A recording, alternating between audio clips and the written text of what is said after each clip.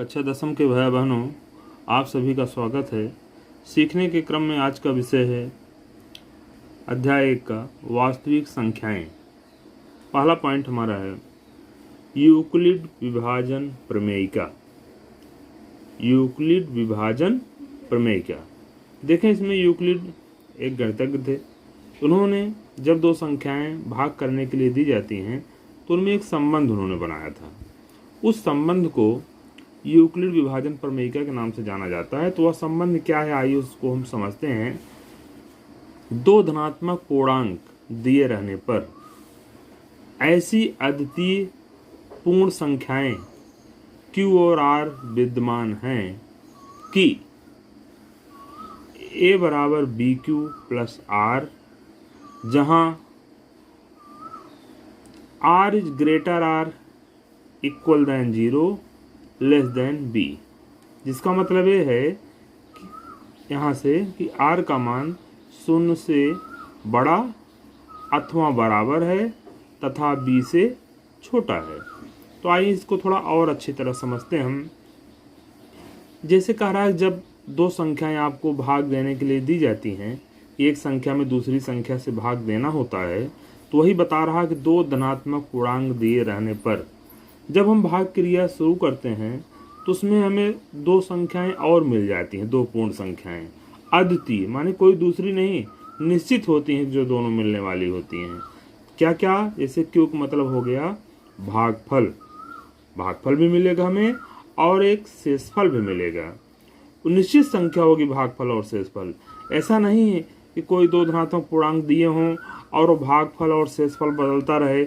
जब दो धन पूर्णांक निश्चित रहेंगे तो भागफल और शेषफल भी निश्चित रहेगा। इसीलिए कह रहा है कि एक ही संख्या अद्वितीय माने केवल एक, कोई दूसरी नहीं। भागफल भी एक प्राप्त होगा और शेषफल भी प्राप्त होगा। इस तरह से इसको हम क्या कहते हैं, वही भाज्य। इसको देखें, दूसरे शब्दों में दिया गया है कि ए माने जिस संख्या में आपने भाग दिया, भाज्य बराबर भाजक भी भाजक हो गया, गुणे भागफल क्यों भागफल हो गया, धन आर है, आर माने शेषफल हो गया। तो भाज्य बराबर भाजक गुणे भागफल धन शेषफल, यही यूक्लिड विभाजन प्रमेयिका है। एक संबंध जो हमको प्राप्त मिला, ये यूक्लिड विभाजन प्रमेयिका के नाम से जाना जाता है। जैसे देखें, जहां शेषफल का मान, जैसे यहाँ लिखा ना, जहां करके सांकेतिक रूप में, जहां शेषफल का मान 0 से बड़ा अथवा बराबर है, माने कोई भी भाग क्रिया जब संपन्न की जाती है तो शेषफल हमेशा 0 से बड़ा होता है अथवा बराबर भी होता है 0 के। जब कोई संख्या में किसी संख्या से हम भाग देते हैं तो पूरी विभाजित होने की दशा में शेषफल 0 के बराबर आ जाता है, तथा भाजक B से छोटा होता है। माने जो शेषफल होता है उसके बारे में बता रहा है कि शेषफल कैसा आएगा विभाजन प्रक्रिया में, कि शेषफल हमेशा या तो 0 आवे या तो फिर 0 से बड़ा हो।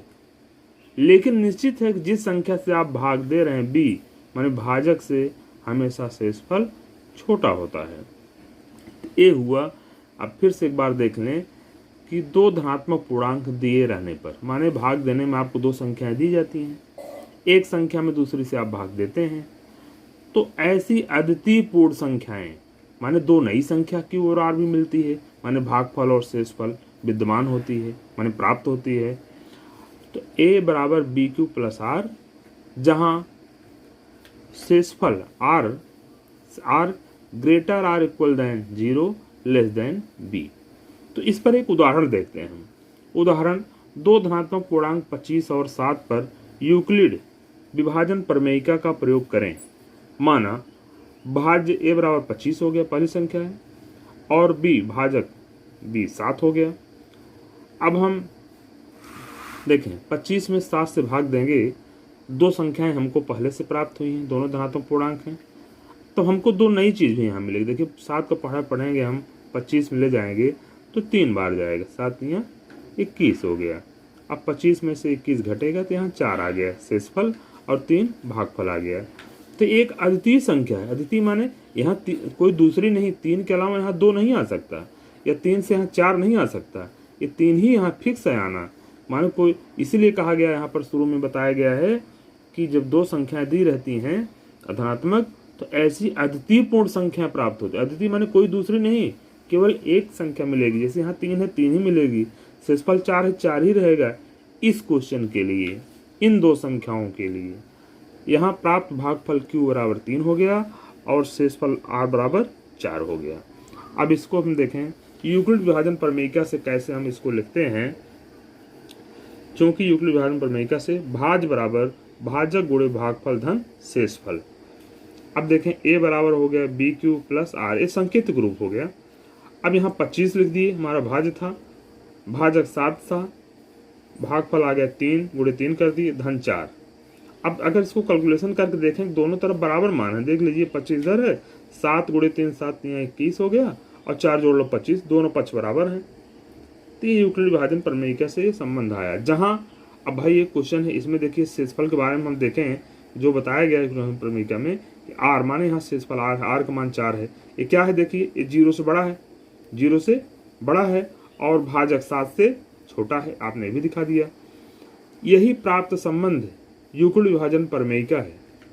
तो इस तरह से कभी कभी शेषफल 0 भी आ जाता है, लेकिन उन दशाओं में 0 आता है जब संख्या, जो दी गई संख्याएं दोनों रहती हैं, उनमें से एक संख्या द्वारा दूसरी संख्या पूरी तरह विभाजित हो। ठीक है, तो इस तरह से आप लोगों ने देखा यूक्लिड विभाजन प्रमेयिका के बारे में, आपने संबंध को देखा, समझा। इस तरह इसको बार बार अभ्यास करके इसको तैयार करें और आगे आपको इससे संबंधित वीडियो आपको मिलते रहेंगे। और आप सभी को ढेर सारी शुभकामनाएं और चैनल को लाइक शेयर सब्सक्राइब करते रहें जो लोग नए जुड़े हैं। धन्यवाद।